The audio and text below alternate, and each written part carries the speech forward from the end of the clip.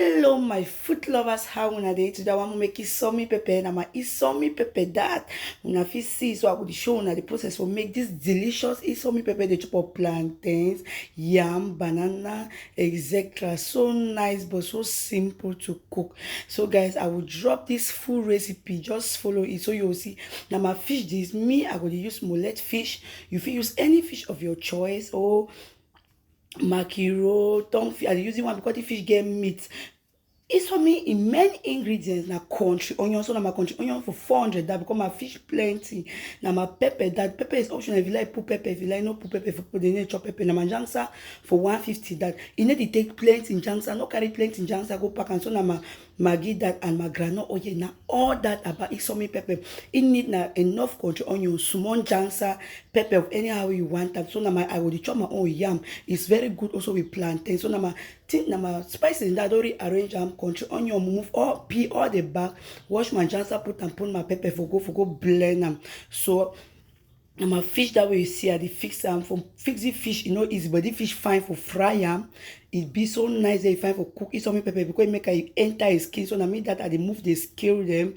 I go to fix my fish. It hard for fix them, but it's very nice to eat. So now in that run cut into some sizable size. I like the fish because it get meat for skin. It dey let we cook Esumi pepper. It enter inside gather and always sweet way the sweet. The fish too fine again for fry and for people they say maybe they feel do wait. So now me that I dey use limes for wash my fish. So if you use limes or warm water, so me I dey use limes. So now me that don't wash my fish 3 times. It don't clean as you fit see. I don't put that inside pot. So now that my spice that be give me they go me my small brother go blend them.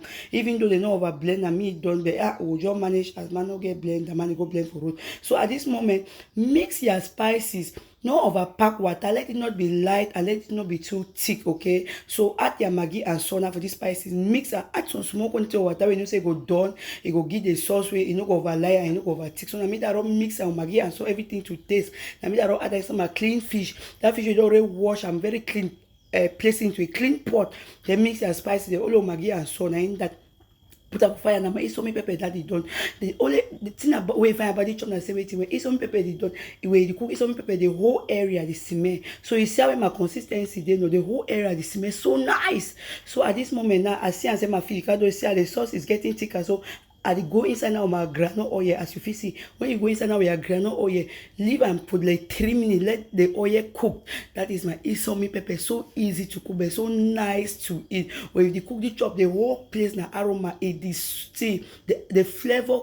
The flavor is something else. So sweet. So I will chop my own yam. It's very good. Plantains and banana too. The yam na Ghana yam. You know over need plenty water. So I'll put my water for the yam. Then put salt. Then I'll just go cook and make it done. So now my yam that for fire it can go done. So I say I go check them. So now my yam this don't be so nicely cooked and you well clean. So now my Esumi pepper that see my people. This chop no get level. We put your 1/2 fish. We put the sauce, the garnish of the oil, small oil more. Way you put that on top. See. If na yam plantain banana, all thing you go na go. As I tell you, just follow na this step cook and so can tell me something.